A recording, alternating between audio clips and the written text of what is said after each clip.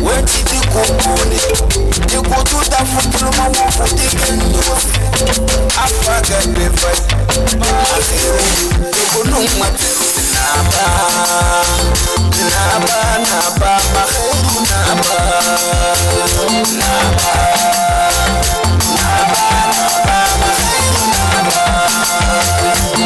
Prophet Nebla la Musa, more than a big. They dug on the truth teller.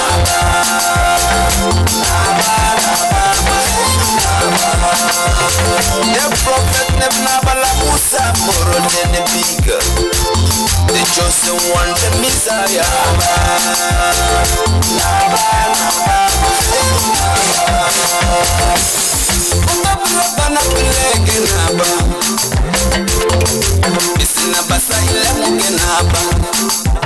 Masi, otobile bana belege naba. Isina basa ile moge naba.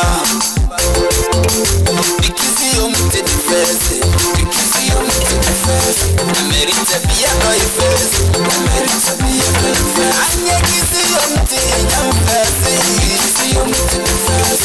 Anya dile maheru shinya defense, Amerita biya no inana fotelo, inana bao. Naba, Naba, Naba, Naba, Naba,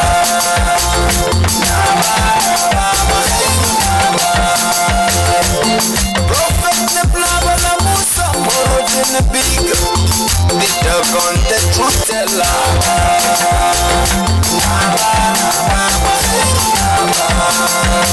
The prophet Nebla la Musa, more than a big. The chosen one, the Messiah.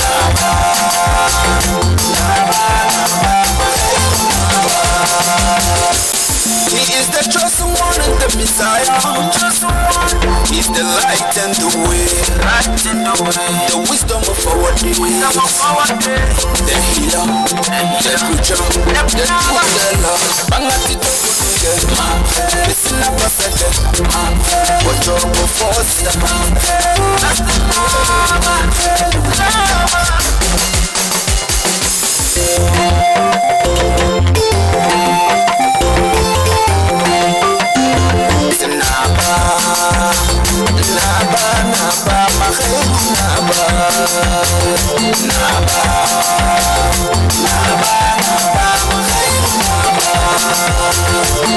Prophet Nebla la Musa, more than a big. They dug on the truth teller.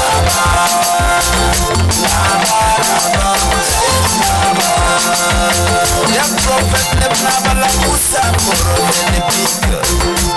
The chosen one, the Messiah.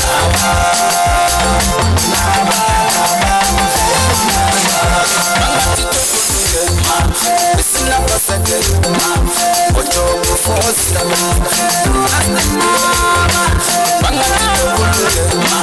listen up a second. What you're before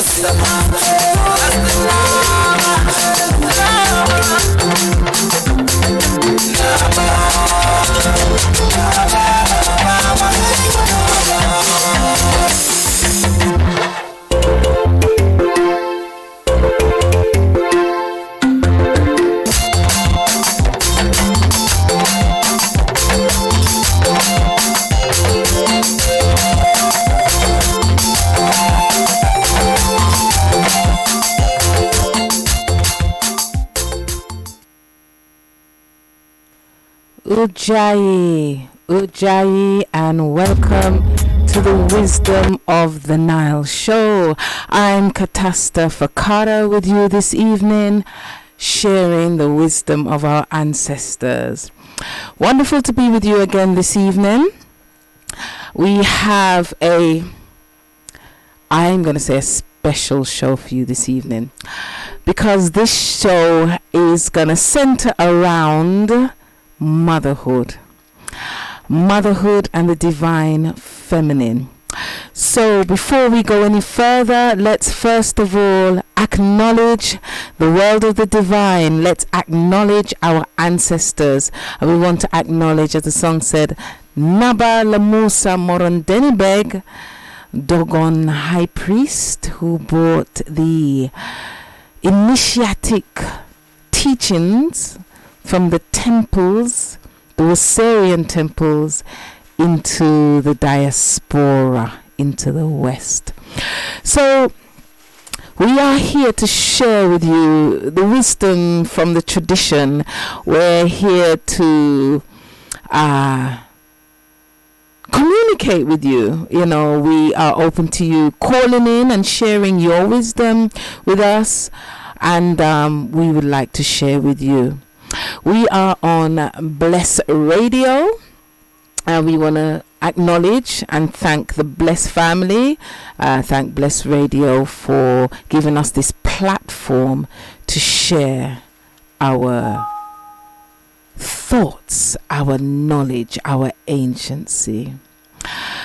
We also are going to be sharing with you this evening, so we're going to have a couple of guests. Our guests are going to be on the phone today. One of our guests, there will be two of our guests calling from the Coventry School, and we will be sharing knowledge with them, and they'll be sharing some information about what's happening down there in Coventry, because we have here in London, we have had quite a busy time here at the Earth Centre. So this show is brought to you through the Earth Centre. We've been initiates of the Earth Centre.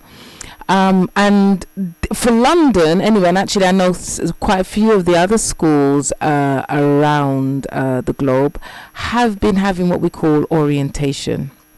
And we have enjoyed the process. It's a very busy time where we open the doors to those who are desirous, those souls who are desirous to learn more about initiation.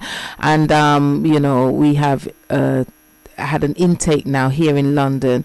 Well, Coventry is about to do the same, so we're looking forward to hearing from our Senu and Sentees, that's our brothers and sisters down there in Coventry, who'll give us an update of what's happening down there and share with us what's happening shortly. And then we are going to share some reasonings and some knowledge with another sister who will be calling in and talking about motherhood and divine feminine. And we're actually going to have a presentation at the London School this Saturday. So we'll give you some more information on that. So if you're in London and you want to come and know a bit more about what we're going to share on the program this evening, please feel free to come on down. Let's hear a tribute for one of our sisters. This is our sister Queen Omega giving her tribute to Mama.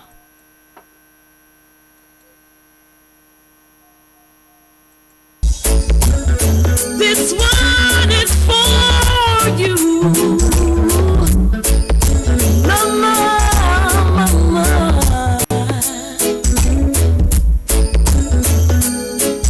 You have seen me through, Mama, Mama. Mother, I write to let you know the way I feel. To all our queens, we give a special request to you. I just can't hide, swallow my pride.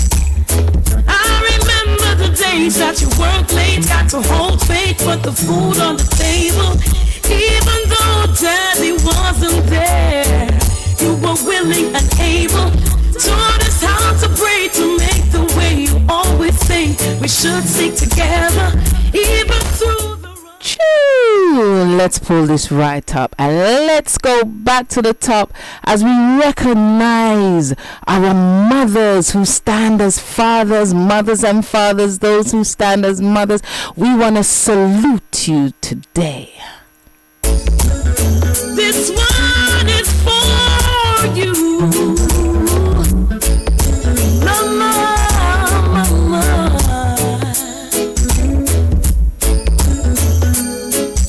You have seen me through,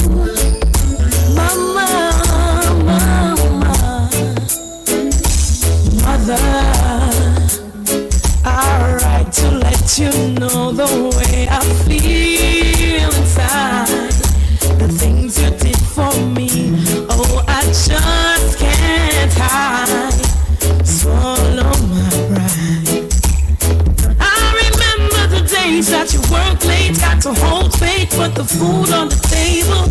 Even though Daddy wasn't there, you were willing and able.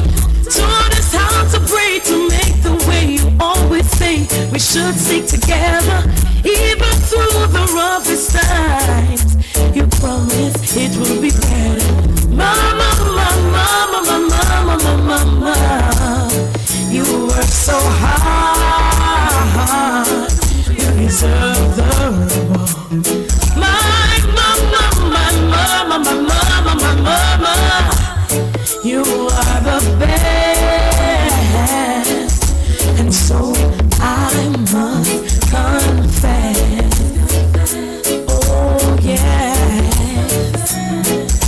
I wonder what would life have been if you weren't there.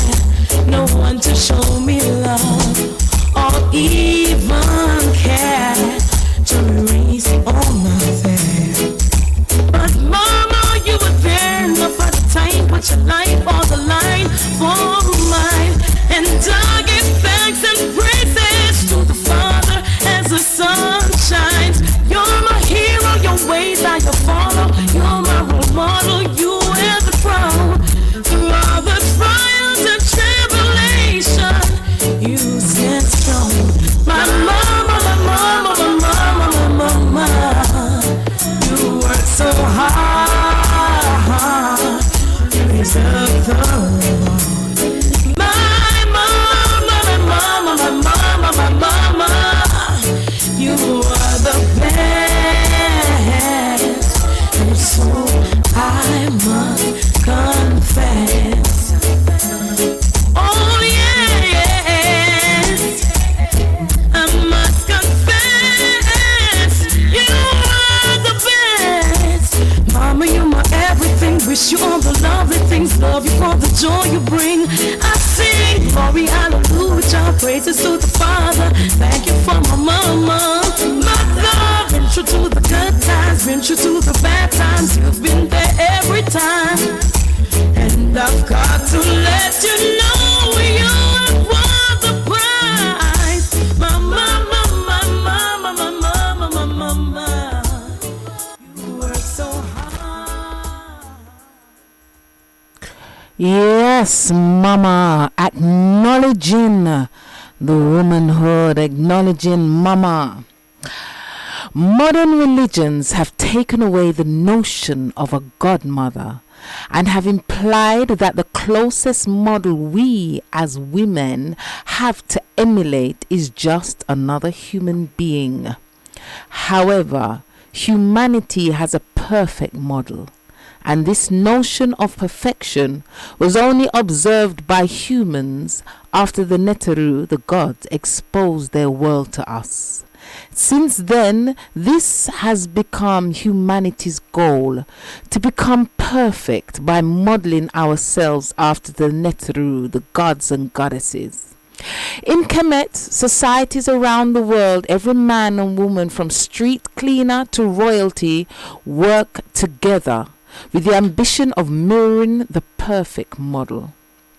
Anyone seeking to understand his or her role in this existence must look to the divine for the qualities he or she must inherit. According to the Kemetic spiritual education, there are several trinities. However, there is one trinity that is the closest model for us humans to emulate. This is the second trinity of Uast, or thieves, consisting of the godfather Wuser, the goddess mother Aishat, and their godson Heru. Wuser and Aishat are the Neteru who had a human experience on earth by perpetuating life through the birth of their son Heru. Aishat is one goddess still revered all over the world and is known by many names such as Isis, Oset, Aicha, Mary, Mariama, etc.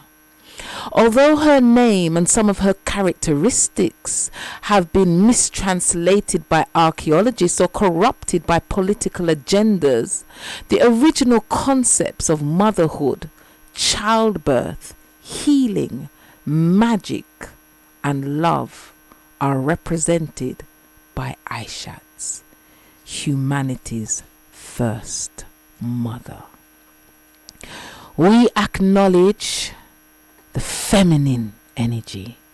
We acknowledge those who stand with that female principle. And today we will be sharing knowledge from our destiny line, from the female energy.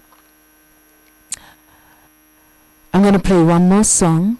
I'm going to play a song by a sister called Queen Ifrica. Because as the protectoress, which Aishat was, she was also the life giver. And she had to operate on many levels. This time, while we're here now, we have to be operating to protect our children from all the onslaught that's out there. So, as well as honoring our mothers, we honor the warrior queens that are out there, standing up with intelligence, with beauty, with understanding, with knowledge. We acknowledge all our sisters out there.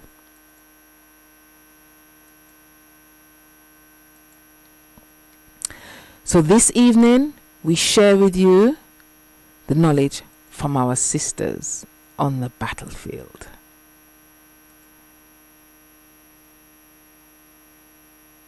Our sister Queen Ifrica,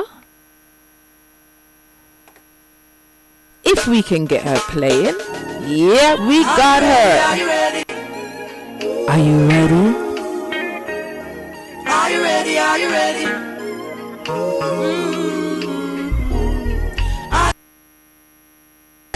Are you ready? Are you ready? Are you ready? Are you ready? Are you ready? When the roll is called up, I'll be standing taller to face the darkest and the hardest of time. Every time. We'll be taking care of all the children thereof.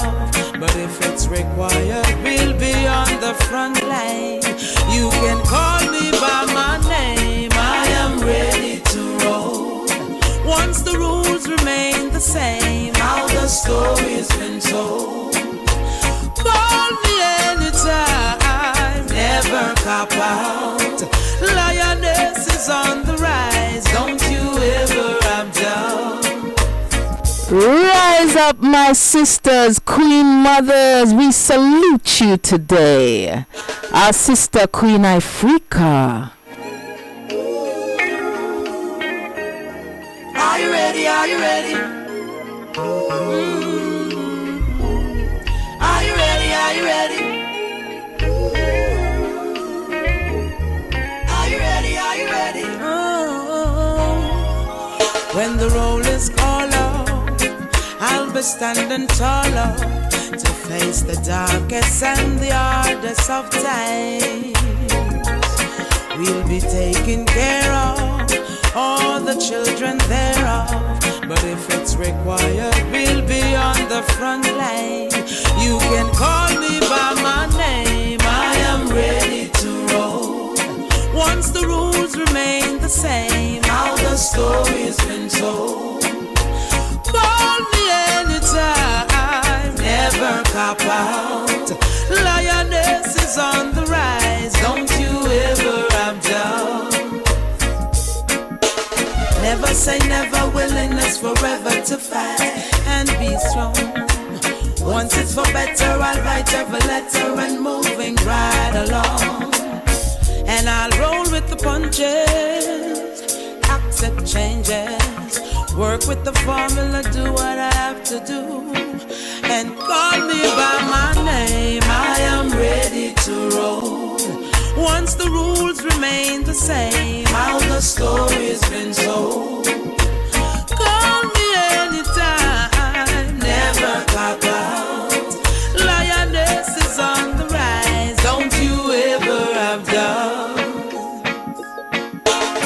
When you are willing to serve, we have room to observe, to see if you can walk the walk you tell.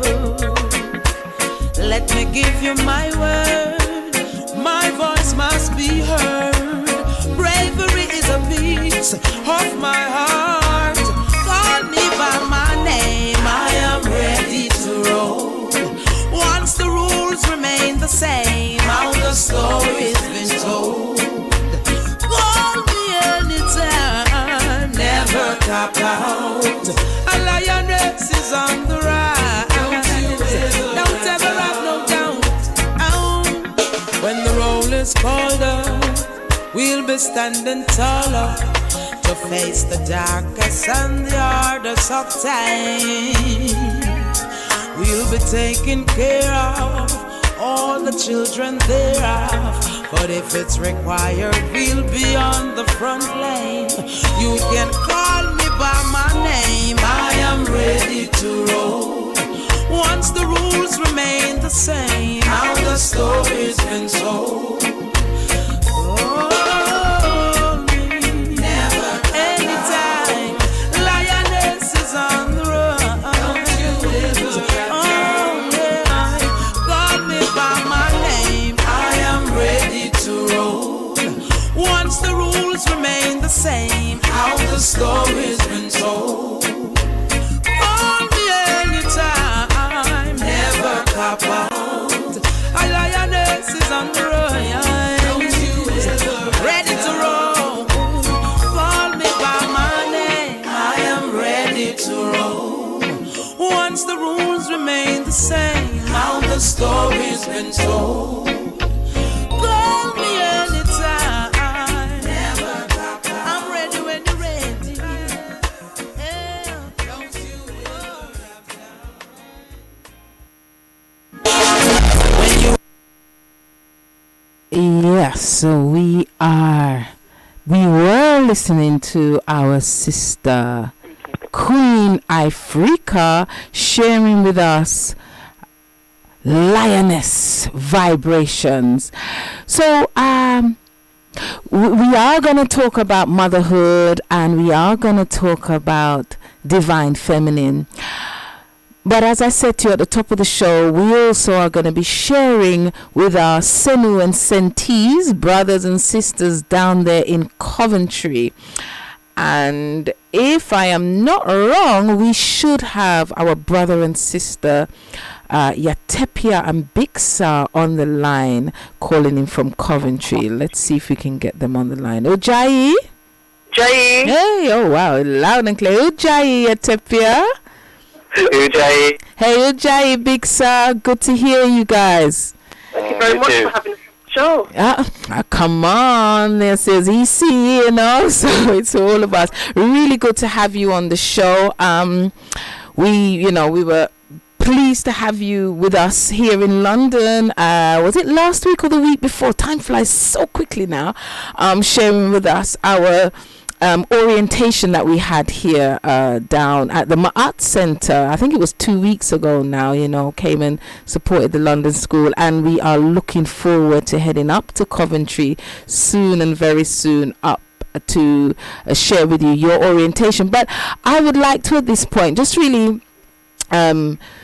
hear how things have been going down in Coventry and what's going on in the school down there, and just give us an update on what's what. But I know you've been on the show before, Yatepia, and I'm not sure if Bixa has, so we will reason with Bixa.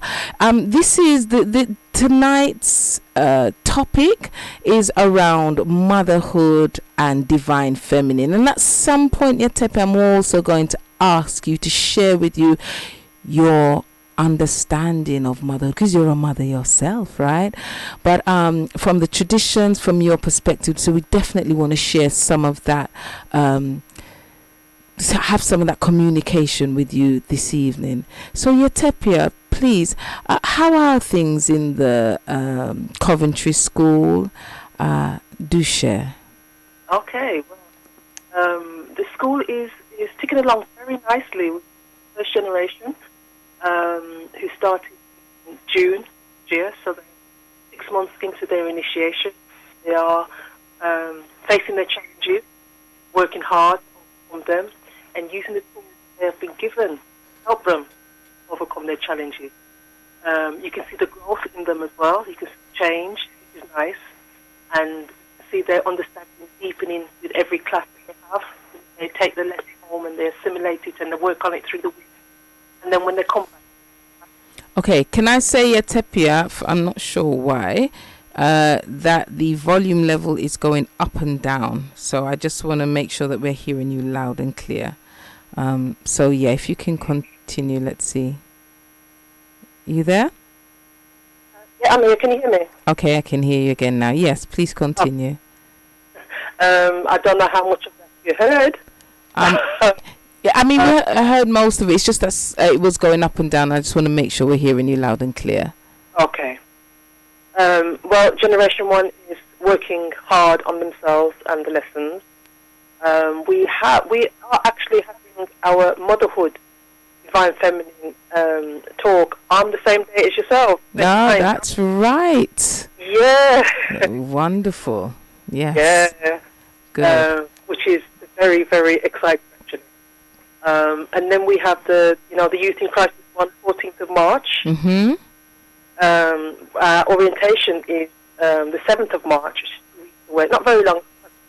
Just under 2 weeks away now. Okay, so let's just rewind, because for those who are in the north and maybe listening to us and want to come to your event, let's just start there, get that clarity. So you are having divine feminine and motherhood on the same day as us. Which day is that, and what time is it, and where will that be? It's Saturday, the 29th of February, 5:30 till 7:30 p.m. Okay, and where's that? That is at the Coventry Temple, which is 18 Biggin Hall Crescent, Coventry. Okay. EB3 1GS. Great. So we will be sharing that again later on in the show. Okay, so that's this Saturday you'll be having that. And so you also mentioned that you're going to be having another presentation in the school. When's that, and what is that one? That is the 14th of March, again 5:30 till 7:30 p.m. And it's about youth in crisis. Mm-hmm. Okay. And that's, as I said, 14th of March at the Coventry Temple. But we will be advertising on Facebook and Meetup. Okay. Thank you. And then you also mentioned orientation. Yeah. Orientation is next week. Next week, Saturday. I didn't realize it come around so fast, right? It has very much so. Mm-hmm. That's from 3 till 7. Again, at the Coventry Temple. Saturday the 7th of March. Mm-hmm. 3 till 7 at the Coventry Temple. I know a group of us are looking to leave from London and come there to, really be there with you on that day and enjoy, going through that with you, the orientation. So we're really looking forward to getting out of London for a bit and coming up to Coventry, so we're really looking forward to that. Now, you are the overseer for the school, that's right? Yes, me and Peter are the overseers, yeah. Okay. How have you found, like myself, you are an initiate, and being exposed to this, really profound knowledge that we have had the opportunity to become a part of. How have you found, starting a school and growing in a school, and how has it been for you? It has had its challenges, I have to say. Usually when we start a school, we go to an area and see what the interest is, and build up interest. And if there's enough people, then we start with the lessons and we start with the school. We get to school after there is an interest. Mm-hmm. For the Coventry school, we did it the other way around. You did it the hard way. Oh gosh. Actually, landed in Coventry, now have to find the interest. Mm-hmm. Mm-hmm. Just dig into Coventry to see where people are, because we've been here a year and we found that there are no spiritual groups in Coventry. There's probably a couple on Facebook, but gatherings, there's none. So we have to make ourselves known, for people to understand. Come this way. We're over here because people are heading out of town for seeking knowledge out of the town rather than inside. So did I hear you correctly there? Did you say there are no spiritual organizations there in Coventry? Yes, we actually have somebody called Ricky who's now on pilgrimage, and he's been here 20 years. Mm-hmm. Said he couldn't find anything. A lot of his research has been on the internet. Wow. So we have to basically explode into Coventry. Mm-hmm. We're aware of where we are, who we are, what we do, what we're about. Mm-hmm. So there's many there to drink from the fountain of this knowledge, which is good. Yeah. Okay, and you said you have your brother Bixar there with you, who has also been supporting you. Ujjayi Bixar. Ujjayi Kudasa, how are you? I'm very well. How are things with you down there? How are things in Coventry? They are good. They are good. And we were down in the temples in October last year in Merita, and they were the ones that said for us to be here in Coventry, and so they were the ones that chose the location. And when I say they, it's from the spiritual realms, and Coventry is it's in the Midlands. It's in the middle of the country. Mm-hmm. Mm-hmm. Mm-hmm. Mm-hmm. Just like in Burkina Faso, which is, it's landlocked. It's right in the center there of West Africa, and so we are here. We're finding our feet, but they said it will take time. This knowledge is profound. It takes some engaging with. We've had a brother who's come to the lectures or the talks that were given prior to the orientation last time for the first generation. He's up in Nottingham. He's been coming since. He's been coming down to Zemzem, which is the community prayers and ceremony that we hold every Divine Holy Day, which is every 10 days, every decan, every 10-day week, and we had one today, just before the show. Mm-hmm. So we realised that Coventry has its centre, has its city, but we reach out into Birmingham. We have initiates from Birmingham. We have initiates from Nottingham, from Walsall, and we've got Leicester. There's a series of towns around which are within commuting distance to the temple. Beginning to just get a feel for where we are, what land we're on, and also what reach we have to satisfy people seeking of this type of knowledge. We're very lucky to be here too. So Nottingham, it's an hour, just over an hour and 15 minutes away. There's Rugby, there's Nuneaton, there's many smaller towns, as well as the bigger ones such as Birmingham, Leicester, and Coventry too. Wow. There's an event, and again, it takes time to. We've been at the Black Cultural Market now twice in Birmingham. We were there last Saturday, and people were beginning to come over and say, "Oh, you were here last time. Mm-hmm. Hey, do this. I'm interested in the herbs. I'm interested in this, that." So, that's coming up again in I think the 28th of March. Mm-hmm. We'll be there the third time, and people start to get to know us. So it's step by step as the temples down in Burkina Faso and Togo said to us. Their expression was, you don't have a baby and the baby just walks. It takes time. Well, we have been here in London for the last, probably coming to 6-7 years, and we have had to journey. This has not been easy to where we are now, and we still have more to go. It has not been an easy road. We were basically on the road, on the streets for a lot of our initiation, in a one room here. I mean, in a room where it's freezing. I mean, it does take time to build, but going through those challenges has made us so strong, rather than just having everything provided for us. Having to work for something makes you appreciate it even more. You don't give up on it so easy because the work that you've put in for it. So, step by step, really. I will say, because I had the privilege to be initiated in the London Temple. You were one of my teachers. I'm very thankful for that.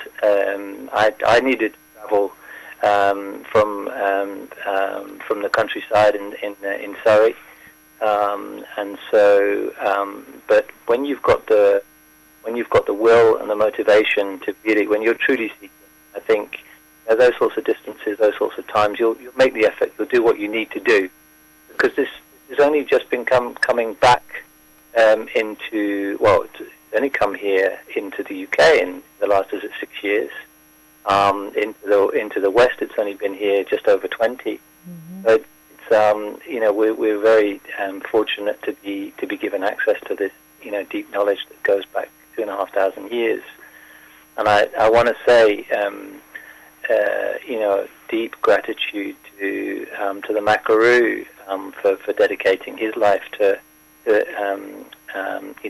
bring it all together, and the work that he put to get it into a place where it can be brought over.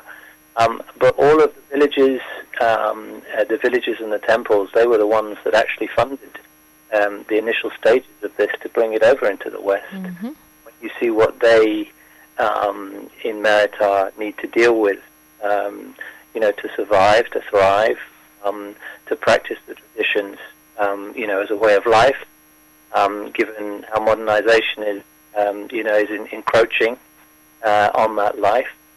It's really something to go and experience that on pilgrimage, and to see how they don't complain; they just get on with it, because they know how important it is that we all raise our qualities and unite again.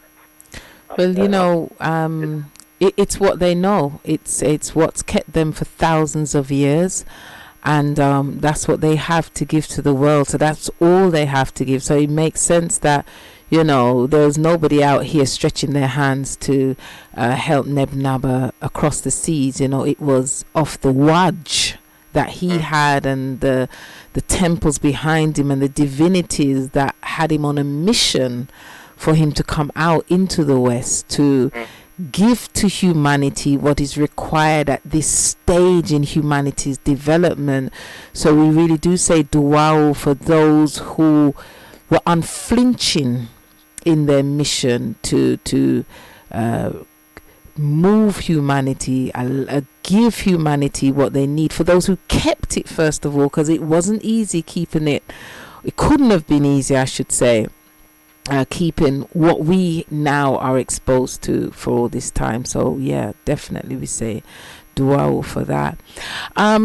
Before I come back, because Tepe, I would like to just get your perspective on hear your thoughts on motherhood and divine feminine. But I think we went a bit ahead of ourselves there, because normally we asked obviously we're bearing in time because we have another caller going to call in shortly. So, but just bearing in mind, Big Sucks, I think Tepia, you've been on this show before, right? Yes. Right. So I know we know a little bit about your journey, and maybe if you want to share with us. Big Sir, can you share with us your journey? Now, why Big Sir would be someone who's really interesting to hear his journey, because Big Sir would be seen as your typical Englishman, right? And one would think, well, why would a typical Englishman want to be in initiation? What was there for you to learn? What was it that brought you to, because the temples are open for humanity, and this is one thing. And I know the Earth Center, for some people, they will say, well, why would the Earth Center open up its doors to humanity? Because we know what Europe has done to Africa. We know the atrocities. We know all that's befallen Africa at the hands of Europe. Why would you open up the door so that Europeans, Asian, everyone else can come through the doors?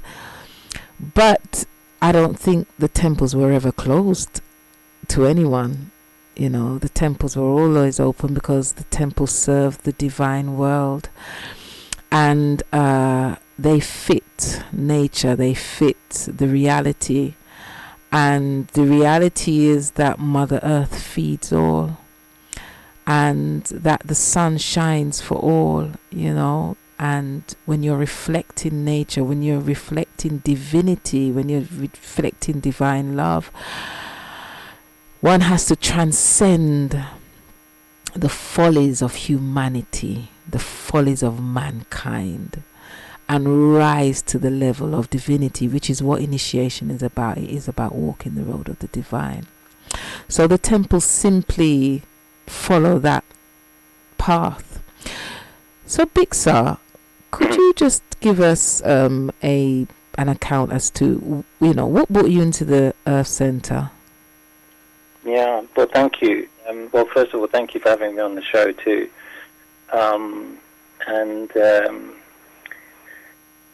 I suppose you introduced me as a typical Englishman to start with. Maybe that. But I mean, if one looks at you, one might see that. Let's put it that way. Yes. Yeah, if one looks at you, one might see that. And that's what I was going to say, because I guess I've had the fortune from an early age to have travelled outside of the country too. And so when I was 7, I went to North Africa. My dad was on contract there, and I got to see people who didn't look like me, or the people who I necessarily grew up with immediately. And I you see the differences. You see the differences in culture, differences in landscape, etc. But I also realized that the world's a bigger place, and I guess through my teens and into my adulthood, I was trying to understand actually what connected us, as opposed to what disconnected us, what separated us. Mm-hmm. And along with that, I had I grew up in nature. And I've seen what mankind has been doing, not only to ourselves, by fighting each other and seeing the differences, but also what we're doing to our planet. And so my quest throughout my teens and into my adulthood has been really to sort of find wisdom that goes beyond that.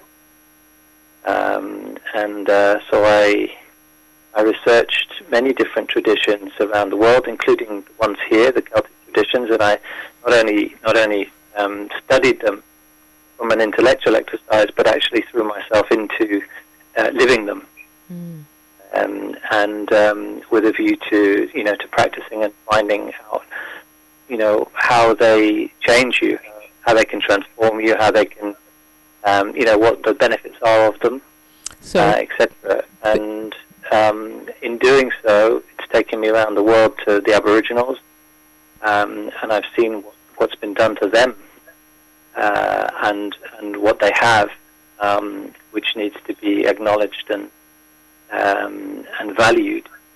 The people of the Amazon rainforest, went to visit them, and then I find it, and also in the East, India, etc. What I found is they each had an element, but they couldn't necessarily teach it. I think the closest I got was in Adventures in Consciousness and Mindfulness, and that in. We have room to Okay, sorry, the music is going off. Yes, Wexal, let's hear you. So, apologies. Yeah. But when I finally found the original source of knowledge and wisdom that can go back beyond the times when we have been educated and conditioned to be mistrustful of each other, to have the experiences that the West, the colonizers, have imposed upon others, to take away the spiritual nature and knowledge from great swathes of the population, and done that in the most horrific ways, the most barbaric ways. But to go back, find that the culture is still living and very strong, deep knowledge which actually unifies us back to nature, back to being able to understand how we can fit into the harmony of the universe existence. These are big words, but just into nature, and also back into raising our qualities to be united as a family. And those are really difficult things, but what Makaru, what the elders and the Wasarian temples have done under great duress is to hold that knowledge, and to now be able to present it back in a way that people in the West can connect into, with all of our corruptions, with all of our distractions, and make our way through, navigate our way through. That is just incredible in my mind. So that's how I came here. Okay, and for those who don't know, you mentioned the Celtic knowledge, which you said you threw yourself into some of that traditional knowledge. So here in Europe, here in England, they actually had their own priesthoods, didn't they? Who were you could say the European equivalent to African traditional priest, and those were the Celts, and the basically the system did the same thing to them, right? Basically wiped out their spirituality, their existence to some degree. Yeah, and it's more difficult. Well, it's difficult to find the true spirituality and the true connections into nature and anywhere in the world now. It is there, but you have to look very hard. The people that I trained with to understand how to connect in with nature, how to connect in with the energies, the entities, the nature spirit, the ancestors. They'd got their knowledge, from various sources, and so that was the first exposure to really practicing with the non-material with the elements and the elemental forces, but to do it in a relatively safe way, and to build that knowledge step by step. I did that for 5 years, but again, that knowledge was stripped out, was taken out away, and we see that with the Spanish Inquisition when the so-called witches, intuitives, the healers, the priestesses, were killed and slaughtered, burnt, staked, in order to bring in a different form of power over people, and we're all suffering, in our memory, over that. Right, and we do want to say as well, because this show is honoring the Divine Mother and Divine Feminine, and we know that when we're talking about the Divine Feminine, we had I read a passage from Aisha earlier. It was I think Zeminu Hassati had done a piece in the Rising Firefly, volume 71, and Aisha is our first model She was a healer. She knew, as they would say, magic. She was a protectoress. She was a life giver. And we know that there were orders, priestesses orders, that were present in Africa and was also known throughout Europe, and particularly in Greece, where they had the temples, and you had female priestesses who used to be at certain temples, and they were actually known as the oracles. And throughout Europe, you had priestess orders that used to practice, and a part of that practicing was using herbs and so forth. So when you spoke about the Spanish Inquisition, that was again Europe's attempt to wipe out the tradition through the females, and that was their own European females that they wiped out, because they were still holding this sacred knowledge that was passed through Africa, through Europe, through places like Spain and down into Europe, and here in places like England. So the history is deep, and it goes back very far. We were in Spain earlier last year, and again there was someone who was who had a descendancy from the Druids, and they talk about their connections to the temples, and these temples are the temples that go back to Africa. And that's why it really is so important to make these links and understand that spirituality and divinity covers the globe, and the feminine principle, that Aishat principle, plays a huge part. Hence, we still see today in the churches across Europe, not just this person on the cross, but the fundamentals is this woman with the baby, the Mary with this Christ symbol. So the symbology of the woman is huge. Big Sir, I want to thank you for sharing that with us this evening, because I do want to move on to Yatepia and get some communication around her thoughts on divine feminine. Before I do, was there anything else you wanted to share with the listeners? No, I think that's great for now. Well, for having me on the show. Yeah, duao for sharing.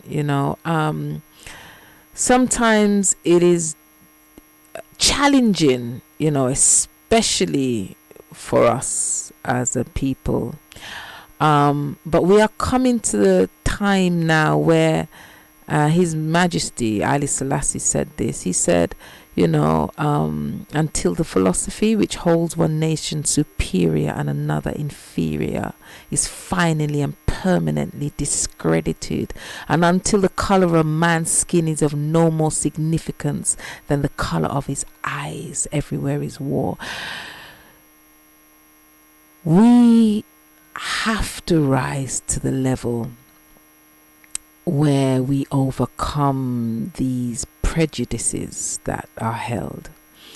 And unfortunately, prejudice and racism is held by those who have the power to enforce it. And these are the bonds of power that we want broken. The reality is, these bonds of power is not just anymore about race, it's about humanity. It has gone to the point now where the temples have had to come out of the bush and come out into the West because of where humanity is on the brink. So we're not just talking about one race of people, we're talking about humanity. This is where we are at. Duao Big Sir for sharing with us this evening. Yatepia. Ujayi, hello. Hey, Ujayi. Would you share with us this evening before we leave and we wrap up your thoughts, your understanding, your knowledge around the divine feminine and motherhood? Wow, that's such a big topic. Where do you start? Because the divine feminine, the motherhood, affects every aspect of the human being. The divine feminine, the woman,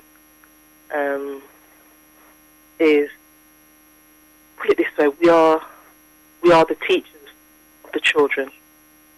You know, we are the stability for the man in his home. We are the balance and the harmony for the children as they grow up. We are the architect of our environment. We are the creator of our situation. We have the gift of attraction and transformation. We are the ones that decorate the home. We are the ones that have stability for our men. We are the ones who are the creators of the family. We are the ones that children look towards as a role model, boys and girls. We are the ones that teach girls how to be women. And we are the ones that teach the boys how to find a wife. We are the ones who are the daily educators to humanity. We are the ones, without the woman, humanity cannot survive. And there is a proverb, a race, human race, can rise no higher than the moral position of its women. And today in this society, because we find the women don't understand their roles, their position, their importance, we find a society on the verge of collapse, where children have no boundaries, no consequence, no understanding about their future, where men's roles are not defined anymore because there is a clash between men and women. Society has crumbled and is crumbling because the woman's position has been changed, has been torn down, placed behind other things that are important to the leaders of this society. The woman can no longer stand in front and educate her children. The society has taken on that role. But the woman is the mother for humanity. No human being on this planet would have come into this life if it wasn't through a woman. In traditional tribes, in indigenous parts of the world, the women aren't placed below anybody. They are as important as everybody else, as important as the man.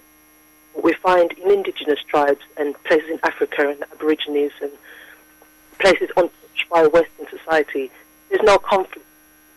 There's no fight between man and woman, mother and child, child and father.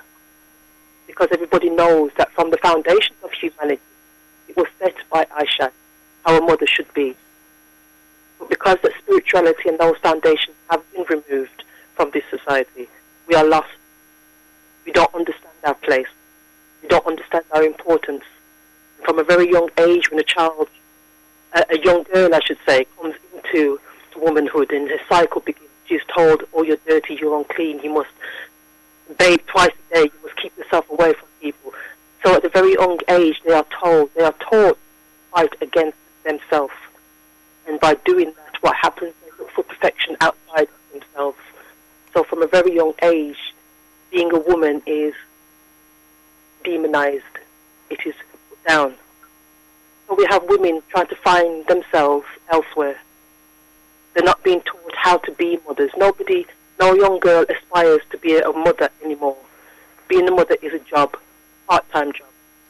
As I said, we are daily educators of humanity, whether we have children or not. Children look to the woman for nurturing, caring, for home, for stability. And if we cannot provide that, as I said, humanity will fall. That's part of my understanding. Otherwise, I'll go on all night. Mm-hmm. And of course, you are a mother yourself, so your own personal experience as a woman, having to navigate through time and space. I'm sure you have your own testimonies from your own personal journey. Yes, I gave birth to 2 children. Mm-hmm. I adopted 4. Wow.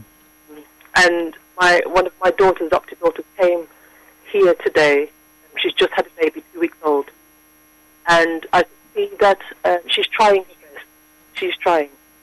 But little helps, hints that I would give naturally without even realising benefit to her. You do as a mother, because that when you're a mother, you nurture for the rest of your life. Mm-hmm. Whether you Mm-hmm. want to or not, Mm-hmm. that happens when you become a mother. And I remember Queen Mianon from Benin. Mm-hmm. She says, once you become a mother, you learn forgiveness. You learn from raising your children how forgiveness comes. Mm-hmm. Because they will fall and you feel something for them. Oh, don't worry, stand up, try again. They make a mistake, you're my child, it's okay, I understand. Mm-hmm. But then that doesn't stay with the children, it grows into everybody else. You find the forgiveness in yourself to forgive the things that they have done. When you recognize the divine feminine within you and work with that divine feminine, she is pure love. That's what she is. She is pure love. That's what constitutes a woman. That is why we are able to give life. That is why we are able to forgive. That is why we are the transformers of our environment. That is why we can lead our men to be the men that they are supposed to be. That is why we are the destiny line. We are the destiny of our children. Men might have the goal in the blood, which determines the bloodline, the goal of the descendants. Mm-hmm. But with Aisha, it is a woman who determines how that goal is achieved. Women are mothers, divine feminine. It doesn't matter how you put it. We have an inner power that can be tapped in. And I remember the Queen Mianon from Benin saying that when a woman is on her cycle, her power, her energies are magnified 41 times. She can wake up in the morning and she could put things on her family. And the power that comes with that can manifest many positive things, but it can also be the opposite. It can manifest the negative. That's right. And there's an actual song by Monica. She sings about it's one of those days that a girl goes through. Uh-huh. Yeah. She's singing about her energy. She doesn't even realise it's energies she hasn't yet mastered. Mm-hmm. Every woman goes through at some point where they feel down, they feel moody. It's understanding your energies and working with it. That's the divine feminine within you. Your energies. When your house running smoothly and your children are displaying good characters and strong stability, that's because a woman knows how to manage her energies within her household. Mm-hmm. Guarantee if a woman is upset in her household, everybody feels it. And we'll be sharing some more of that knowledge as well at the Earth Centre School. We'll be having our presentation at the London School, and you will also be sharing at the Coventry School on the Divine Feminine. Yeah? Yep. So if you are in the north of the UK and you want to hear more on Divine Feminine, you can visit the Coventry School, and Yatepa's going to share that with you. If you are in London and you want to know more, we'll be talking more about the Divine Feminine shortly after this as well, with our sister who should be calling in from London. But also you can go on the earthcentre.org's website, because we have schools across the world in the US, in Canada, in Merita, specifically Burkina Faso, where lectures are held at different times during the month, and we actually have the same topic each month in different schools. So, if you want to hear, if you're in another part of the world and you want to hear a lecture from the Earth Centre on a particular topic for this month, it's going to be on motherhood and divine feminine. next month, as I said, on youth and youth crisis. So if you want to hear more about that and you're in the UK, you can visit us in London. I'll give you the details shortly. But Tepia is going to share with you the Coventry details. Okay. So the details for Coventry Temple is 18 Biggin Hall Crescent, Coventry, CV3 1GS. That's 18 Biggin Hall Crescent, Coventry, CV3 1GS.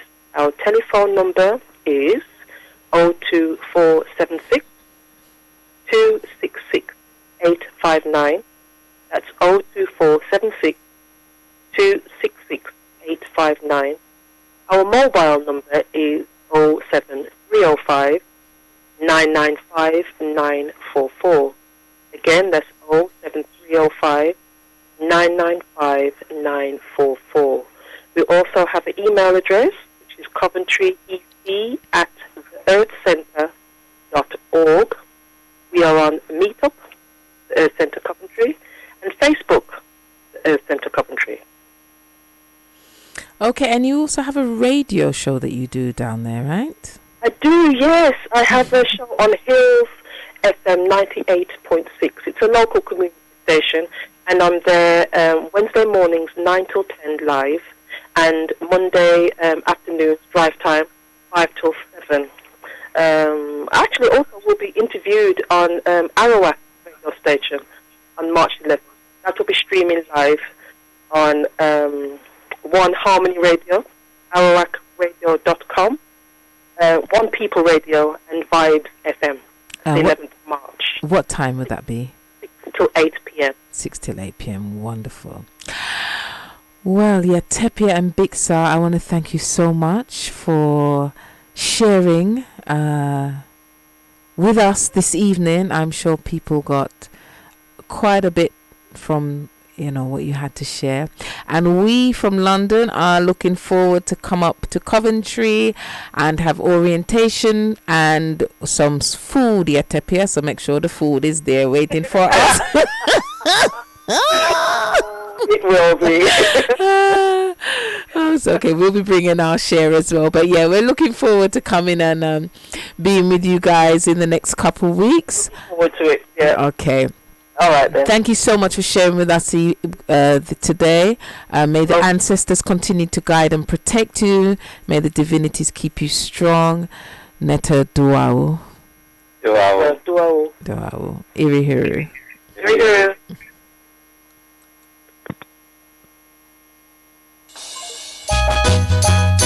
With a woman's love, a man can move mountain. As you don't know, so we are God give present. Lady G and Master Griffith setting a better trend. Hey. Na na na na whoa whoa whoa. Na na na na whoa whoa whoa. Some say the girls take a little longer to see the wonders of Jehovah, but I know if it wasn't for the sisters, a lot of brothers would have faltered. Some say girls believe in material things, fancy clothes and chains and things. I know if we were not humble, a lot of brothers would stumble. So take a look. It wasn't written in a book. It's plain to see. It's not a mystery. Wow, a woman, mothers of the greatest nation. Woman, teachers of the young generation. Stronger than a roaring lion. Let me hear the voice of a million. Woman, don't give up even though it's hard. Woman, one day we will get reward. Woman, we have to keep we head up to the sky. Me know say it up, but make we try. Well, to every woman everywhere, this song me dedicate. Woman who a fight it in a life, I try to elevate. Juggling, still now give up the faith. Woman who a liar, woman who a higgler, woman who a sell food out of school gate. Independent woman who always a try. Hustling for the better as days go by. Woman who a doctor, teacher, who a educate. Don't give up the fight, cause the job you're doing yet. Woman who a carry mother and father, Lord. Don't get weary and jump overboard. Marcia, me know it's not an easy road. So woman,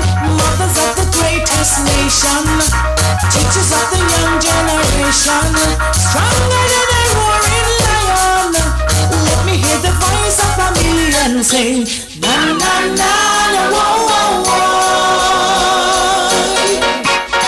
na na na na, whoa whoa whoa. Sing along, na na na na, whoa whoa whoa, na na na na, whoa whoa. I see the walls of discrimination fall when the sisters trumpet call to the front line of the war, because we know what we're fighting for. Here's to the sisters fighting for liberty, from the ghetto to the presidency. Don't let evil mislead us, for the children need us. Take a look, it wasn't written in a book. No need to hide, Jah will provide. Whoa, woman, mothers of the greatest nation, teachers of the young generation, stronger than a roaring lion. Let me hear the voice of a million. Woman, don't give up even though it's hard. Woman, one day we will get your reward. Woman, we have to keep we head up to the sky.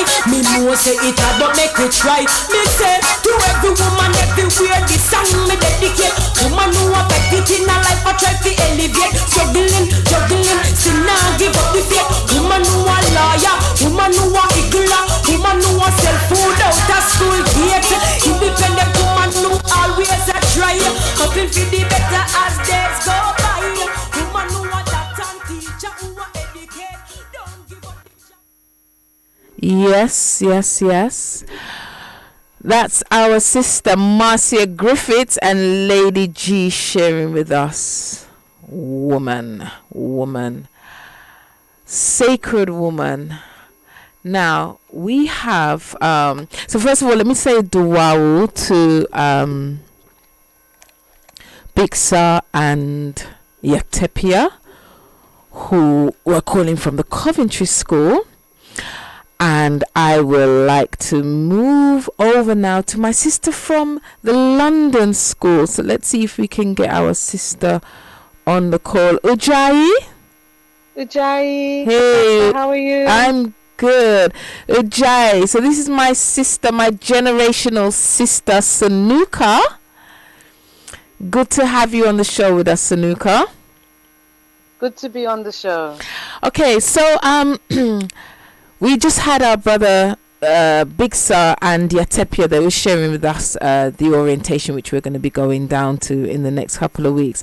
But we also was talking about divine feminine and motherhood, which yourself and myself, we will be presenting down at the London School here this Saturday. I think 6:30 to 8:30, 21 Sunnyside Road, Leighton, E10 7BB. I'll give you the phone number if you want to get in contact. But yeah, we'll be sharing some more information on from the perspective of the tradition on womanhood, divine feminine and motherhood. Now, Sanuka, it has been some time, I think, since you've last been on the show. I don't know if you was on the show while I was away. So could you introduce yourself, what your name means, and then I'm going to ask you to share with us. We will converse on divine feminine, so we can look at that from a traditional perspective. So could you share a bit about your name and Ujai. Yes. Ujai. Well, my name is Sanuka Fakara. So I'm a Fakara, like yourself, as you know, Katasta, which means we carry the spirit of Ra. So we have some big responsibilities there, because as we know, Ra, is the first Neter that materialized. So we have a lot of responsibility from that point of view. My name, Sanuka, is a spirit of healing. So I have to work and have that responsibility as part of my essence. So it's healing in every aspect. So in all that I do, I have to move in that vein. So it comes with the concept of healing, harmony, and unity, and the traditional way of healing. So that goes from a spiritual aspect as well as the physical aspect, and in situations I come across. So, as you know, when you get a name, when you graduate, there's a lot that goes behind that name. So really, it's not just when you choose a name and say, oh, now I have a Kemetic name. Every name carries a responsibility. So that's me. Okay, Duawo.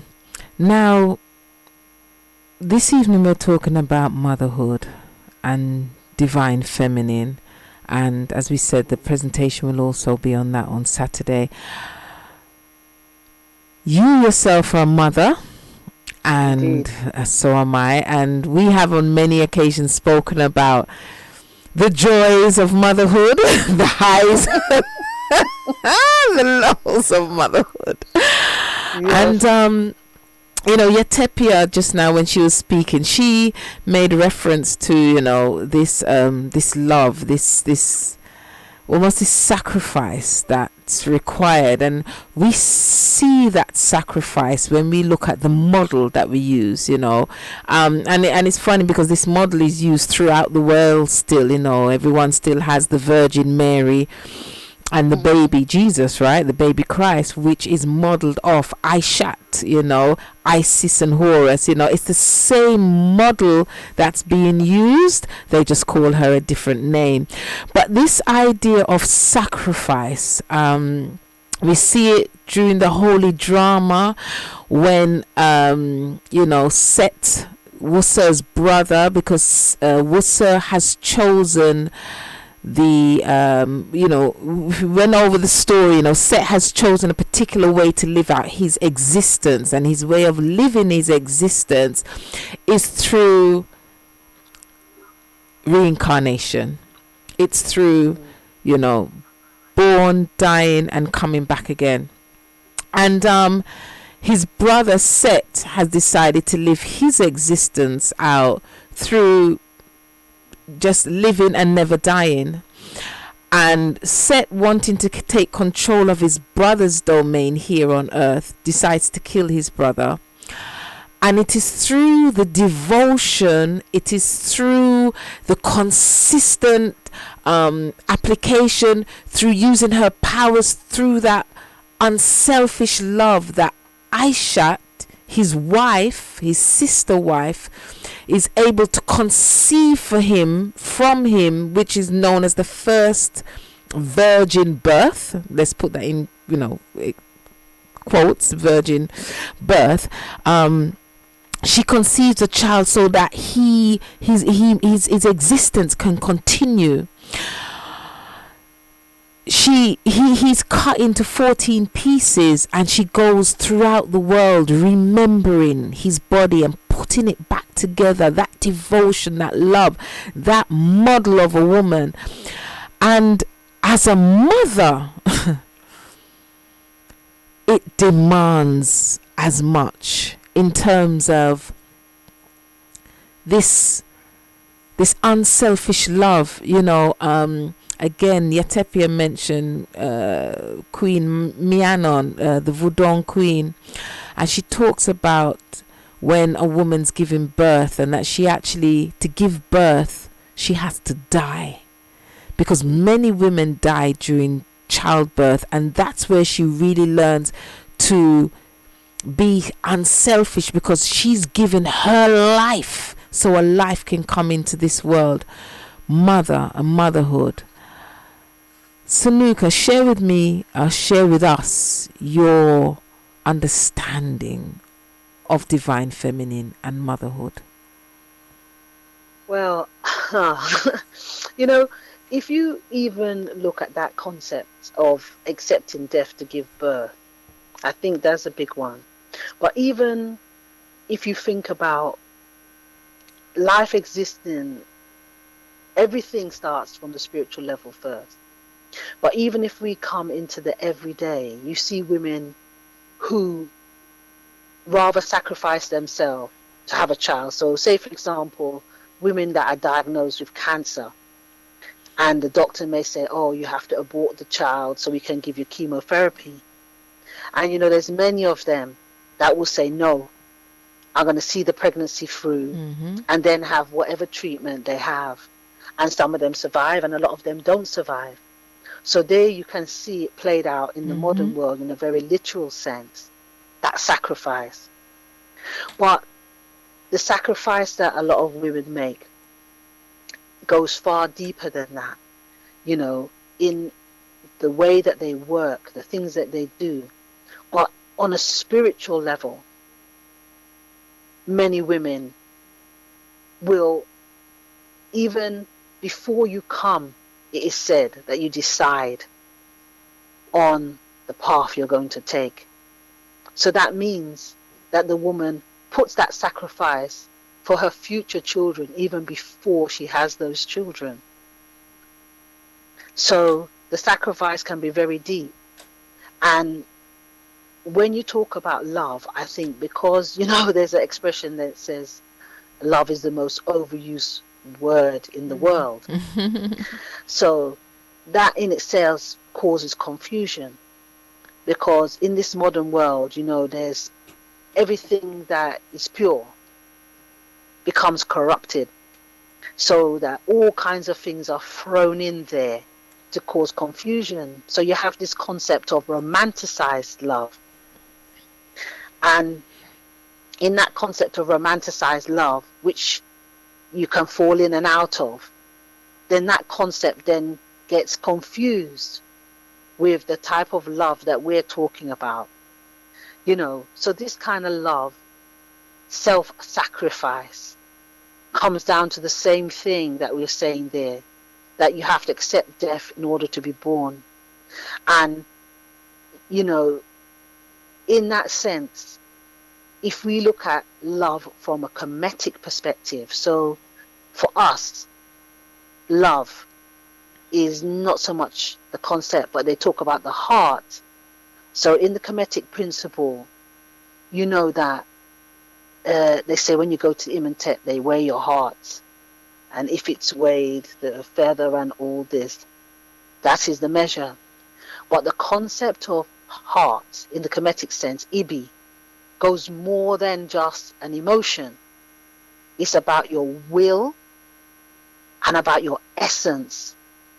And so when we come to motherhood and we're thinking about how they love children, how we as mothers love children, it is about your essence, because your willpower and so on to guide your children through, to see them through. You see, in this modern world where we're taxed, women have children that are on drugs, you might have a child that's sick, all sorts of things, even just simply women who come from wherever they come from and they want their child to do better than them, sacrifice in all sorts of ways in order for their child to try and achieve what the destiny that they want for their child, or even that the child wants for themselves when they grow a little older and they may express. So to be a mother, the self-sacrifice is there. We know things happen in life and not everybody's going to achieve everything they're supposed to achieve. But the essence of being a mother, from a Kemetic point of view, you're still a mother. So it's a duty. And that's why sometimes in this modern world, we have a misunderstanding the way we may see people from traditional backgrounds behave. Because from a traditional perspective, once you take that role as a mother, it's a duty above everything else. It's not just to say, oh, I have a child and my child is the prettiest, or you dress them in the nicest clothes or whatever. It's a duty first. So when you see that from a traditional perspective, it's the duty and the self-sacrifice that is the primary factor. When you have a duty, that duty is coming from a spiritual perspective. So in a sense, we in this modern world don't understand some of the factors of motherhood. It doesn't even matter sometimes if your mother didn't bring you up, because whether you like it or not, what that mother wills for you is going to have an effect on your life. So when we're coming from a spiritual and a traditional perspective, motherhood is not just the person who gives birth to the baby. Or even on the converse side, you have that divine feminine. So you may not be the person that gives birth to the baby, but you're the person that brings that child up. Mm-hmm. Then you also have that, if you have that self-sacrifice and everything to that child, then that spiritual energy is also converged on that child. And so that feminine energy will also have that self-sacrifice and that love, and that will be given to that child as if that child was yours from birth. So there's a lot of energy and stuff that we have as women that in the modern world, I think, is not understood, that in traditions that were understood a lot more. You know, the concept of that energy that you have is so vast, because, you know, we have so much modern technology, but that energy and essence of woman, if you don't have it, the world will come to an end. You know? And so therefore, just like a plant grows towards the light, that divine intelligence is within us as women, so that we also can assist the children to grow. It's not by accident. So it's not just us as a physical being that we have an egg that can converge with a sperm and then have a baby and produce it and feed it and clothe it. There's a divine essence that is there. And that divine essence is coming back from our ancestors. It's coming from the divine and coming via our ancestors. So we have a lot that comes from before we even get here. And that's every woman. Every woman has that divine energy and that divine essence and that divine feminine.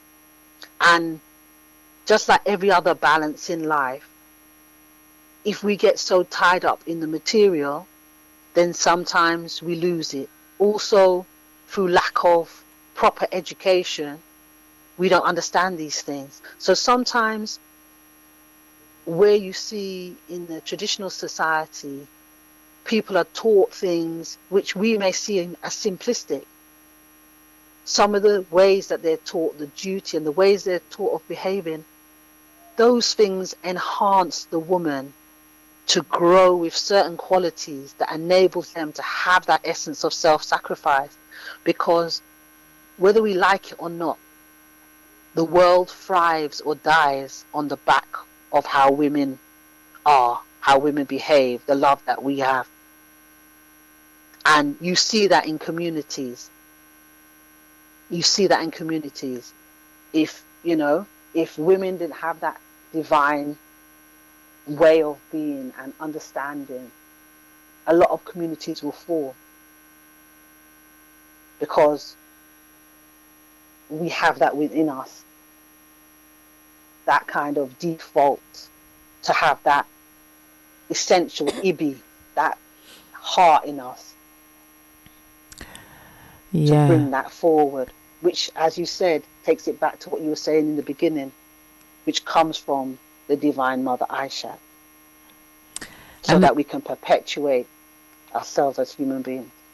And that's right. You know, even talking about perpetuating, you know, in terms of the holy drama, the conflict came where one principle wanted the other principle out of existence, and it was about destroying that his brother so that he couldn't reincarnate, so he could take over the whole of this existence. And the woman was a key part, the feminine principle was a key part for the continuation of life as we know it. And even to this day, we see the same, and that's why when they say, we use the holy drama as a way, as a model to see, what is happening. It plays out, life playing itself out. We see today where we have the same thing in other forms or other guises. So in terms of, last month we were speaking about the attack on masculinity. Even more subtle, it could be more blatant, is the attack on femininity or on womanhood or motherhood. For we see here in this time that women are encouraged to have smaller families, if any at all. They are encouraged to have a good job. That is now been seen as the priority for a woman. Have a nice house, have a nice car, and then you think about having children. And we see where that reality really plays out to the detriment of life, because we see women going into their 40s and 50s. I see them in clinic. They want children now in their late 40s, some of them going into early menopause because of the lifestyle that they're in. Their bodies aren't functioning as well as it would do, so now they're going into early menopause, or they may now have things like fibroids or endometriosis. So having children is an issue, or even finding a partner to have children with becomes an issue. So we find the number of births diminishing just from how the woman sees herself in this time, and her role. Her main role is no longer mother. In fact, to be a housewife and a mother can actually be looked down on in this society. The women who are in high-powered jobs, and because they're the ones who's looked upon as the women to emulate. So you were saying? Sorry, I said they are looked down on in this society. I think the thing is, in everything, as Master Nava said, what is your goal? And we have been miseducated. And I say we because I'm a woman of this society like yourself. We have been miseducated to have our goal set in the way that you are describing their jobs and whatever, as opposed to having our goal set to be a woman first and have our ambitions to achieve whatever it is we need to achieve. We have this concept now of equality, which really is a con. It's a complete con. Because if you look at the goals that were looked to be achieved from equality, I think most of them were not achieved. And instead, you get people or women who have more responsibility, and men now who feel women don't need us, which wasn't really the goal of equality. The goal of equality was to be valued. But now I think women are valued less by their male counterparts than ever before. As you were saying just now, half of them can't even find a partner. And if you look in nature, because I always like to look in nature, most times you have things that are complementary. And the way that the divine set male and female, and the male and female energies, they are complementary. And so if you go back to Aisha and Wuza was a warrior, fighter, Heru, a fighter. But Aisha was a healer, but one who also possessed magical abilities.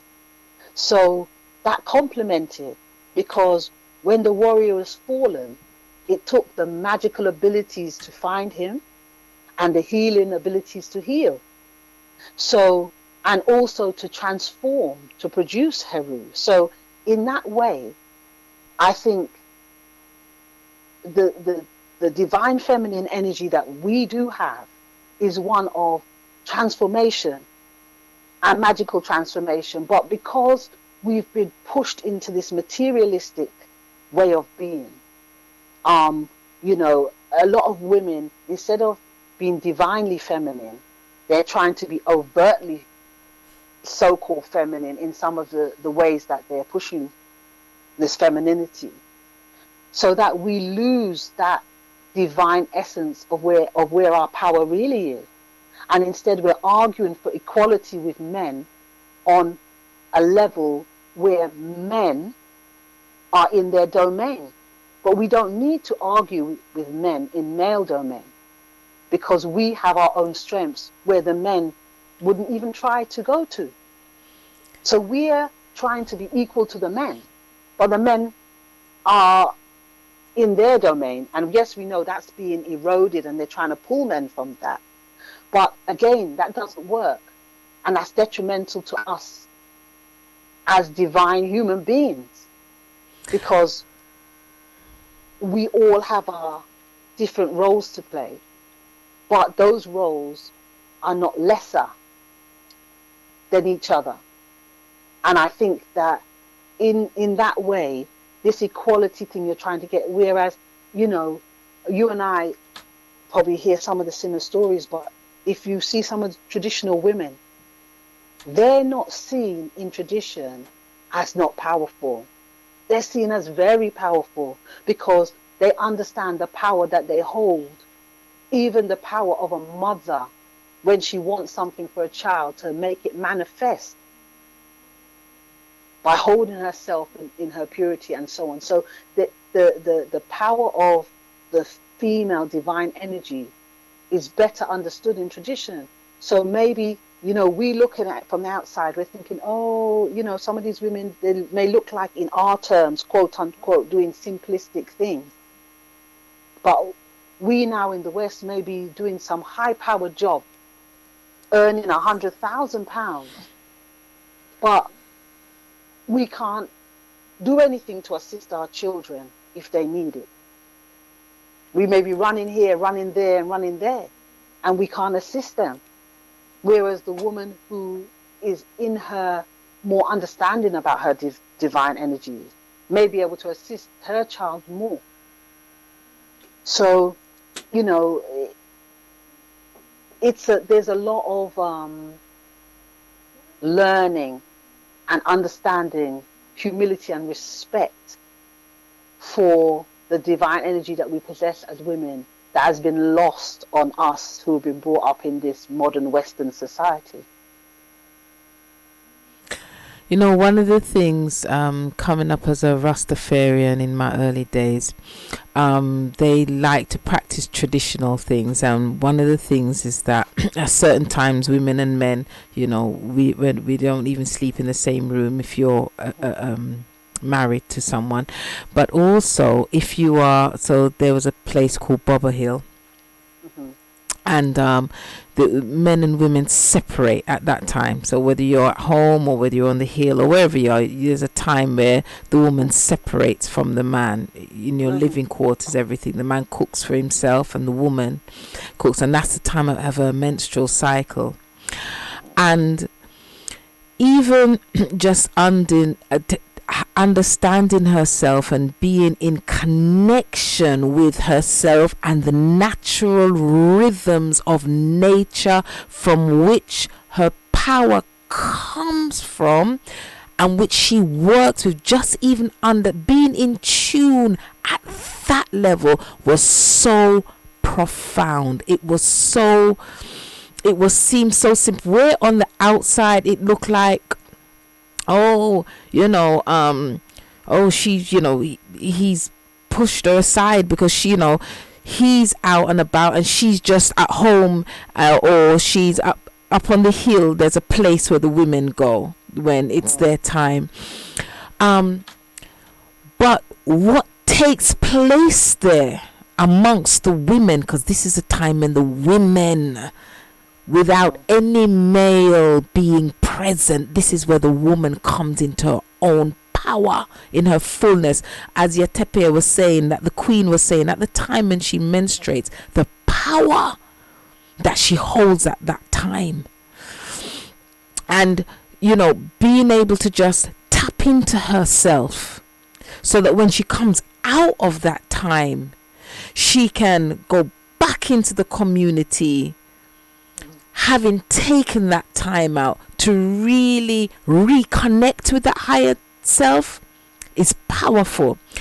And being here in the regular 9 to 5 that we find ourselves in, she's unable to take time for herself, so she's unable to reconnect with herself, because there is too much distraction for the woman to really reconnect in a 9 to 5 world. Because when she comes in from the 9 to 5 world, then she then has to cook dinner, to look after the children, get them ready for bed, then she's tired, got to get herself ready for, there's no time to commune.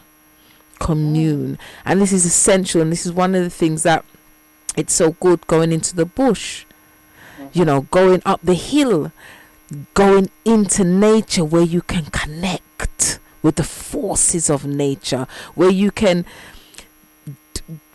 declutter from all the distractions that take place in this world, where then she can begin to receive what it is she's supposed to receive from her ancestors and from the energies that she connects with. Yes, because if you think of it, in many traditions, they had houses that women went to at that time. Mm-hmm. The same way in childbirth, in many different traditions, slightly different, but some of them had hot houses they would go to after. They would have places, when after you have the baby, as we know in Merita, they have all kinds of procedure where the grandmas and the aunties come and look after the mother and the newborn baby and pamper them, Mm-hmm. feed them, give them baths, herbal baths, all these things. And so all these things help to recharge you, because to have a connection spiritually, you need to, like you say, need to be able to have that time. Whereas with us it's bad enough, but now in the more time goes on, it's even worse, because you have these celebrities that people have like demigods that they're following, and the biggest thing they love to do is they have a baby, and 2 weeks later they're in a see-through dress showing that they don't have no belly when they've had a cesarean and a tummy tuck, and then they're out and about, they're going to awards and all this. So this is the kind of influence that they're influencing women to think that this is the way to be, but that doesn't leave much space for that sacred feminine energy to come through. It doesn't. But and the also that healing aspect, which is what your name is about. Yes, definitely. Reconnecting with the earth, understanding the use of herbs, understanding healing. Again, that model, these principles that these ancient archetypes, which is what Aisha, these archetypes project, is key to our survival. In terms of humanity. That's why even with the herbs and things like that, they talk about Aisha, using magic, using the herbs, using healing, using the power of nature to keep ourselves alive and well on this planet, because we are on this planet, we are in nature. And that's why a key thing within initiation is about learning to fit within nature, because nature is our first teacher. It's a living intelligence of which we are only a part of. Yes. But if you look at it now, as you're speaking there, I was sort of smiling wryly to myself, because if you think of the modern agenda, where people talk about equality and this, that, and the other. The joke about it is, if you say something is natural, that's almost like an insult now. If you say it's natural to do something or not natural to do something, that is almost like an offense against whatever agenda that is there. Do you understand? It's not something that we should be revered and respected. It's now almost like, oh, how dare you say that? Because human beings have become so egotistical that they think that what they think in their mind is superior to the nature that is keeping them alive on the earth. And if you look at it, the simplicity of nature then holds all the complexities of the divinities that we hold within. And those divinities are coming to us from a long way back. So if we don't act in tune with that, then we're always going to have disharmony. You know, we're always going to have disharmony, whether that is, like you say, in our bodies with various illnesses, whether they be fibroids or whatever they are, or whether that is disharmony in our households or disharmony in our communities. We will always have that because we're actually working against nature. And like I say, the truth of the matter is, with every power comes responsibility. And the fact of it is, because of that divine energy that we said, like that divine energy that Aisha had, we have a lot of responsibility as women. And in terms of our children and the children around us, we're there to guide them. Because in actual fact, it's the children that grow up and our community. We're not separate entities. You don't have a community and then you have children. Every child that grows up is part of the community. So the mother really is the mother of everyone. The mother of the whole community, the society, the nation, whatever it is. And so, especially you have many situations where you may even just have the mother, not even have the father around, and the grandmas and the aunties and what have you. So we need to be able to tap into that divine part of ourselves, to reconnect with that, so that when we're making choices, our choices are not just based on all the pollution that we get into our minds living the societies that we live in. You know, so much propaganda, so much stuff that we're influenced to do, which is on somebody else's agenda. But we need to be able to reconnect with our own divine feminine so that we can be aiming for goals that are for the betterment of our own family and a destiny line and the community as a whole. Because when we're guiding our children better, then they're the community that are growing up. So that can only be beneficial for the community as a whole. You know, the other thing as well is that we have to, women of African Caribbean descent also have to be aware of the impact that slavery has had on us. Many of us women have the ability to dream dreams. Many of us have the ability of premonition. Many of us actually have the ability to read thoughts. But because in this environment in which we have now been placed, those things not only are frowned upon but are actively looked upon as something that is negative, even when they present themselves, which is our innate abilities trying to manifest through us in this time. We've been psychologically programmed to shut it down, to look on it less than it is. So even when the divine feminine is trying to rise within those who are not conscious of what is taking place, they are being shut down. They are shutting down themselves, and the environment, you know, the society in which you live shuts you down, because again, they tell you that the thing to aspire to is the nice house, the nice car, and the nice job, and it's not any much more than that. There's not much more than that which is held up as the gold standard, and which the human being, and in this human being we're talking about the female, the woman, looks to aspire to. In fact, the younger female aspires to looking sexy, having nice legs, a slim body, long hair, long eyelashes, long nails, looking good, so that a man lusts after her. Now, when you're young, you're hot, you got energy, and all of that's gone on. So we understand that. But when everything becomes just that, there is a huge problem happening. When everything just revolves around, how sexy I look, there's a problem.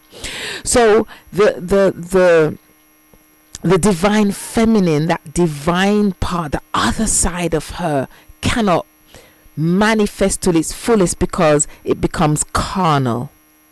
It becomes totally about that physical aspect. Yes. What you were saying there, and it goes back to, again, what is the goal? Because in nature, they make the human being, the female, attractive in a sexual level so that we can reproduce. That is really what it's about. So when you have your goal to look sexy, sexy, sexy, but just to walk around and forever look sexy, that again is a purposeless journey in reality. Because the purpose for looking sexy is to attract the other sex so that you can then copulate and have children, whether we like it or not. It may not fit our agenda now because we're in the modern world, but that's what it's about. And if you look to the Kemetic principle, you remember that in Merita, they look, and in Kemetic times in Egypt, the world of the dead. So they understand the same cyclical principle you're talking about there. It's the world of the dead. The only reality that we have in this life is that we're going to die. And this modern world that we're living in here in the West is seeking to make that the last possible thing that we think about. And the most you might get now is a few adverts because they realize they can make money about, do your funeral expenses and then forget about it. Someone else can benefit when you die. But to actually think about death and what it means, no. And so it comes back to that real bare thing.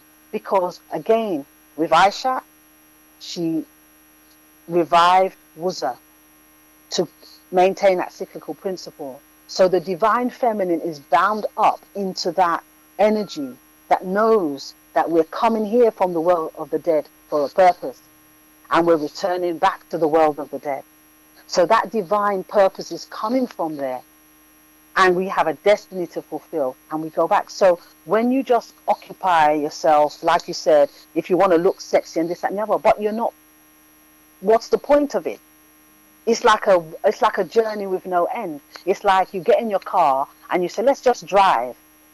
And you fill up at the next petrol station and you just keep driving forever. But you're not going anywhere. And a lot of that doesn't lead to motherhood because most of the young girls are on some pill or have some preventative thing to get pregnant. So it's not about... then that's what we're saying. You see more and more and more sisters now are coming, and they come and I've seen from 35 going upwards. They want to have children now because they've done the career thing. I mean, the eldest I've had is about 50 something. This woman is 50 odd. She wants children. Now you feel for them. You want them to have children, but the reality as well, they put their careers first. They may have had terminations before, or they may have just been taking, protection so that they didn't get pregnant. And then they realize that time is running out and now they want to have children. And so many women are going down that road now. So many women they've put their careers, and then they're not even happy because they don't have a man. They've got a house, but they don't have a home. And so, yes, go on. Sorry to cut you, but I'm saying, as we know, this society is full of smoke and mirrors. So, it's the matter of I suppose the purpose of even being here is for us to rethink the paradigm that we're being sold, because these ladies you're referring to have been sold a sold a dream really, and realize they even call it the American dream, don't they? They even call it that in front of your face, the American dream. They sold a dream and And then becomes realize a it's not quite, nightmare. not quite what you want. And then also the rest of the society is set up that way, so the finances are such that people are frightened to quite understandably not to have so many kids because of the cost of stuff and the this and the that. But also there's a knock-on effect for everything, because you get freedom, you think, in the contraception, but now you have men that feel, oh, all these women are not getting pregnant, so I don't have a responsibility. So it's affecting the brothers' masculinity and their manhood as well, because, well, their activities is not producing anything for them to be responsible for. So why do they need to be responsible? But ultimately, what it's doing is reducing the population And reducing the family. And if you go from a Kemetic perspective, when we come here, we all got a responsibility in our family. And we got a responsibility, and the man has got a responsibility. And those bloodlines want to come through. They want to regenerate. They want to come through so that we can advance ourselves towards the divine. So when we're all bound up and getting basically diverted off the path with all this kind of modern mentality and philosophy, it's actually, as I say, it's driving the car to nowhere, because ultimately we're still all going to die. There's no modern pill that's stopping you from dying. And in fact, a lot of us are dying earlier than our older generations, our elders. That's right. So, so at the end of the day, the divinity in the female is very strong. And we see glimpses of it here and there. But it takes a lot of self-sacrifice and purity. And that's the thing that is very difficult, because the values that we've been given are not necessarily the values that our ancestors had. And that is the thing to look at. On this initiatic journey, everything points back to you.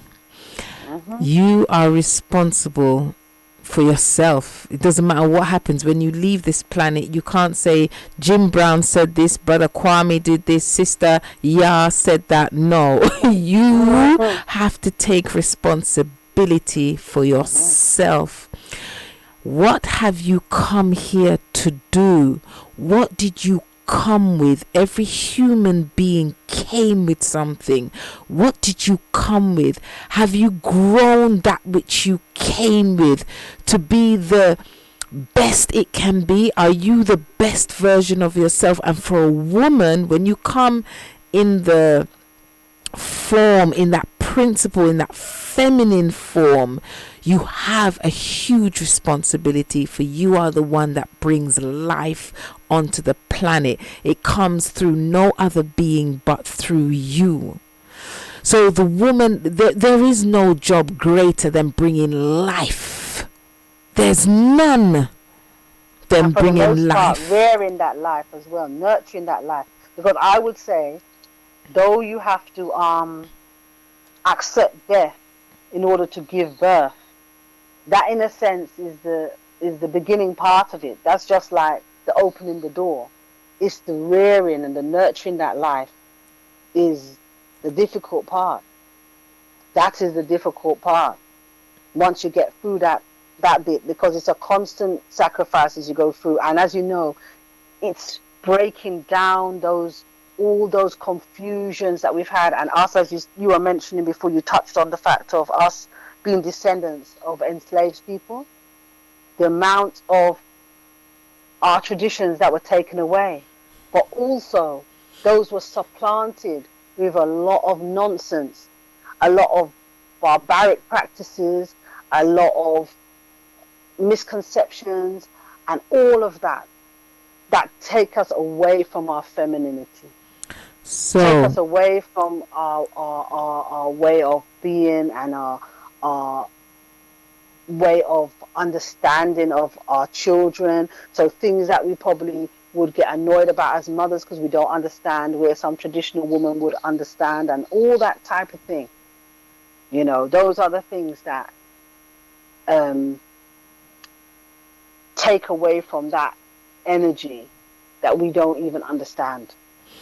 So, how do we come back to ourselves? How do we begin to walk the road that our ancestral mothers walked? One of the things that they did is they walked closely with nature. Let nature, that's why they call it Mother Nature. Let nature be your guide. Walking closer. We know simply just taking yourself out of this rat race just for a moment, and even going and sitting in a park or going, that's why I guess in Medita they go to the bush, because the nature itself is a living entity. We know that there are divinities that are within the nature, but you have to be accessible to those divinities, and you have to be open yourself to want to connect, reconnect. That's why I spoke about having that time for yourself. It allows that which is in you to reconnect with the higher self, unplugging from the matrix and retuning back in to the divine mother. And I think looking towards the traditions, and understanding that the world has been here and human beings have been on it for thousands and thousands of years. So when you see practices that have happened for thousands of years and human beings are still here, even if you know nothing else, it means that those practices allowed life to sustain. Whereas we are now stressing and fretting about what we're doing in the modern world that's going to kill off the world and, kill off human beings and, destroy nature. So even just that simple act of looking back with all it entails, the getting close to nature, the whatever, looking back at tradition. And if you look, you can see we're talking from a Kemetic perspective because that's the beginning. But even other traditions, you can see the similarities there, where there's that expectation and divine responsibility that women take. But also, like you said, they're given that space to actually be. And in the modern world, we are so busy, and if you think of when a con artist cons you, they have to be talking and showing you a 3-card trick, in order to fool your eyes or your senses so that you don't see what they're actually doing. So, and I think that's the kind of way that in now. So looking back to come forward is the first way. First analyze yourself and see where you're at. And then try and have a look at the principles of the traditions and see where they come forward, and educate yourself in a true sense about where you're at, what the effects are on the way that we're rearing our children as communities.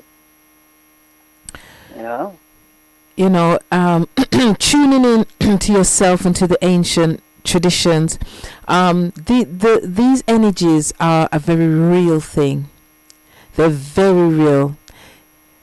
It's up to you to tune back into yourself. And if you want to hear more depth about divine feminine and motherhood, we will be having a presentation at the London School. So the Wisdom of the Nile monthly lecture series will be presenting motherhood and divine feminine. According to Kemetic tradition, women rule the destiny of humanity. So if you want to find out more about that in more detail, then this Saturday, the 29th of February 2020, 6:30 to 8:30 p.m, we will be at 21 Sunnyside Road, Leighton, E10 7BB, sharing some knowledge, deeper knowledge on divine feminine and motherhood. It's £7 at the door entry, and that includes a light refreshment.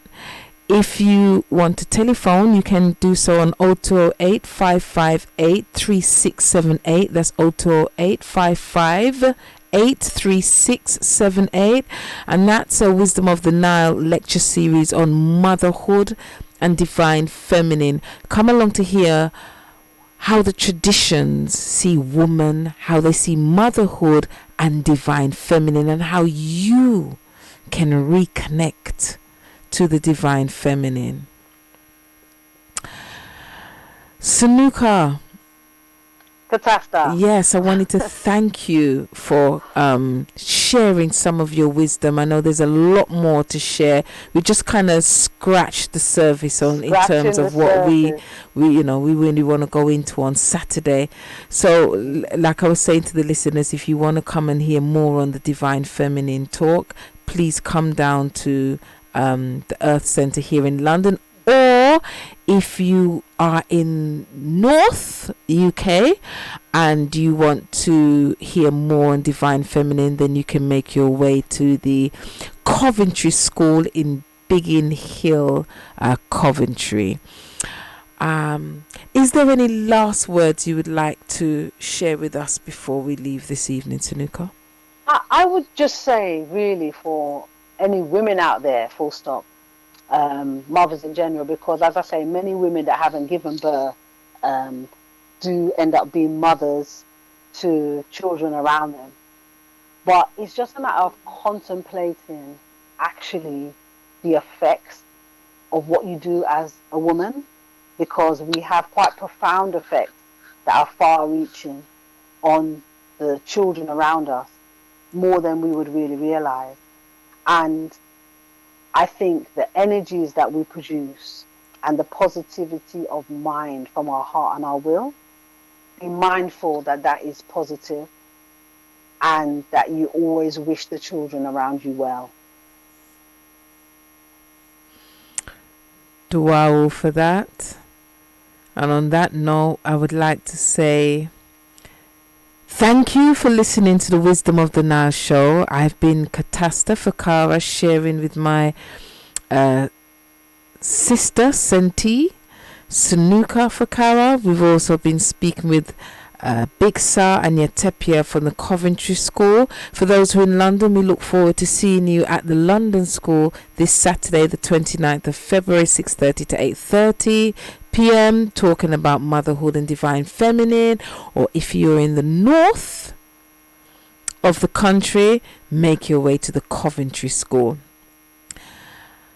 Thank you for listening to the Wisdom of the Nile show. We ask that your ancestors guide you, protect you, and keep you. That divine world keep you safe. Until next time. Irihiru.